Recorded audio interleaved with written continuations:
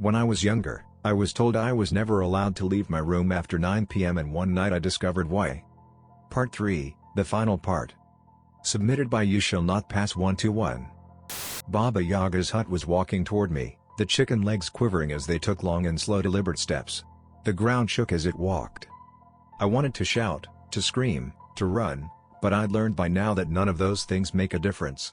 All I could do was stand, transfixed to the spot as I watched in horror the things that were unraveling before me. As the hut got closer, I saw its horrific detail.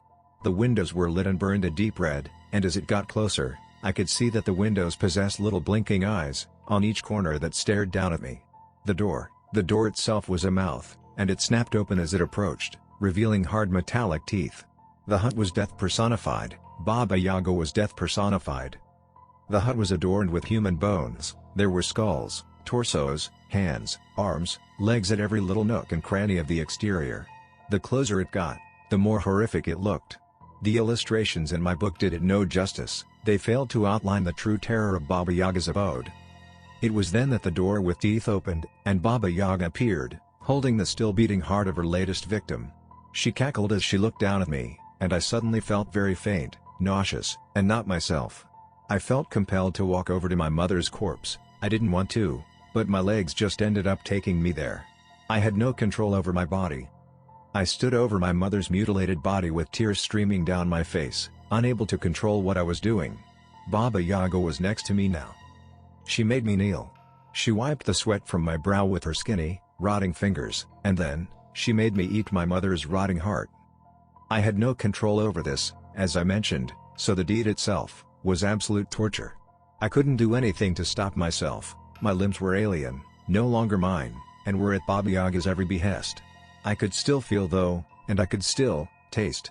Now, how can I describe to you what a rotting heart tasted like? They're right when they say that people taste like pork. The taste was bitter, acidic, and I don't know whether that had anything to do with the decaying of the heart. The blood, though, my God, the blood. There was no metallic taste to it. I can't quite explain the taste of it, but it made me want to vomit.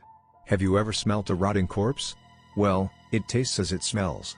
I remember feeling a horrible knot in my stomach, it made me recoil, I gripped my stomach so tight and cried out. I didn't know what was happening to me. The pain was indescribable, like thousands and thousands of little knives stabbing me all at once from the inside. I think I passed out again right then. All I remember is the sound of Baba Yaga's shrill laugh. When I awoke, I was inside the hut, strapped to a sacrificial altar. There were hooded figures all around me, and they were chanting. I felt sick, faint, and like something was crawling inside of me.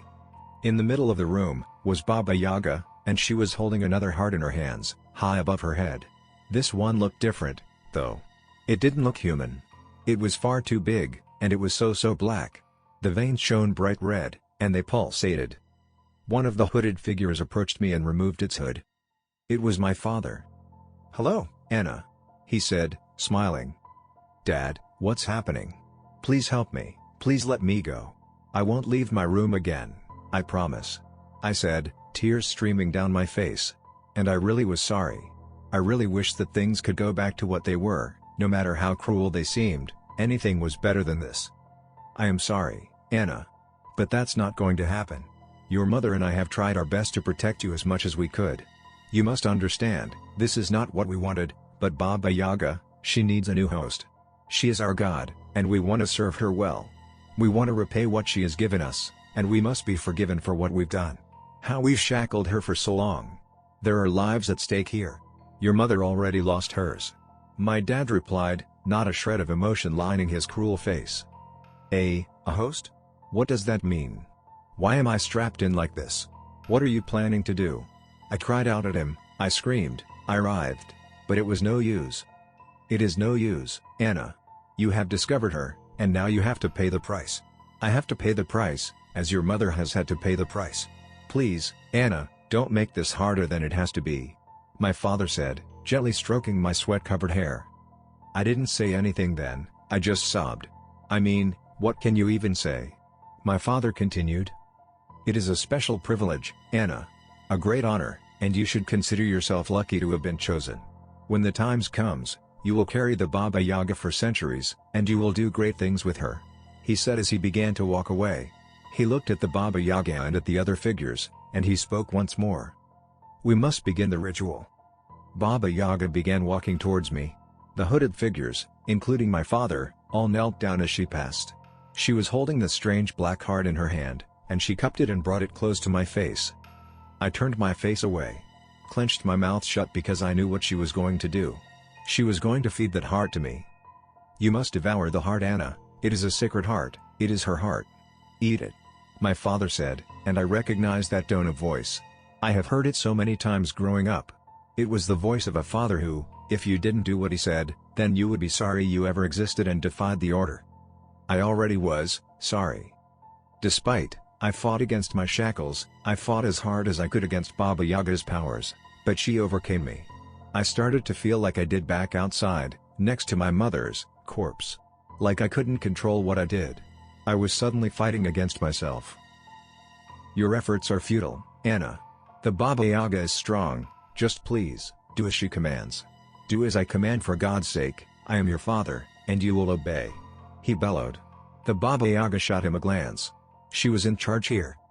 My father quickly returned to his place. I could see the fear forming on his face. I started shouting and screaming then, but Baba Yaga's powers quickly overwhelmed me, and I lay, comatose but still conscious. I just couldn't move any part of my body. The Baba Yaga brought the heart to my lips and made me open my mouth and then made me bite down. Then, she made me chew. Internally, I was screaming, I was gagging, and for the love of God, I just wanted to vomit. But I couldn't do any of those things. All I could do was lie there, still as a mouse, and chew the decaying heart of a century-old witch. When that was over, I felt a very sharp pain in my chest, a pain so profound, so agonizing that I thought I was going to die right there and then, on that altar. I had my bodily functions back, and I writhed so violently that I felt all the bones in my back literally crack and bend. I screamed until my voice was hoarse and then, it was over, just like that. I looked up, hazily, my breathing shallow, and what I saw made me shout out once more. Baba Yaga held my heart, in her hands. It was my still beating heart. She put it in some sort of cauldron that was in the middle of the hooded figures. She cooked it and then she ate it. The Baba Yaga ate my heart. "It is done," the hooded figures said in unison. My father approached me then. "You are bonded to the Baba Yaga, you are one now. And when the time comes, it could be years and years from now, but the time will come, and you will know. Then you will become the Baba Yaga. You, Anna, will be our God. You will be her," my father said. "Sleep now, child. Sleep, tomorrow everything will be new, different," he said, stroking my head once more. I drifted away then. I dreamt of Baba Yaga. So there you go, that is my life story. I encountered the Baba Yaga, and I have not been the same since, and perhaps that is down to me not having a heart. As I mentioned, I attended therapy for many years following my encounter and the ritual. My therapist said that it was the trauma of the cruelty I received from my parents that brought on the illusion of what happened to me. According to her, none of that ever occurred, and it was just my broken psyche, attempting to make sense of my abuse. She said the stories I read as a child fueled my overactive imagination and that the first step to healing is to accept that. After a while, I started to believe it myself, but deep down, I knew that what happened to me was real. I knew that one day, I would become the Baba Yaga. I didn't have much of a life, though. I suffered from constant nightmares, I lived a very lonely and isolated existence. It wasn't much different from how I grew up, so I didn't mind. I am much older now, and I still don't truly know when the time will come or when she will come back for me. I will say one thing though, lately, I've been feeling strange. I've been feeling hungry. All the time. The nightmares have been becoming more vivid, more lucid. I dream of eating hearts, I dream of burning children, men, and women, and devouring their hearts. I've been seeing Baba Yaga too. At first, it was in my dreams, but now I see her at night before I go to sleep. She crouches on the top of my wardrobe, waiting for me, watching me. Smiling, always smiling. I think it's going to happen soon. Now, all I crave for, all I think about is blood.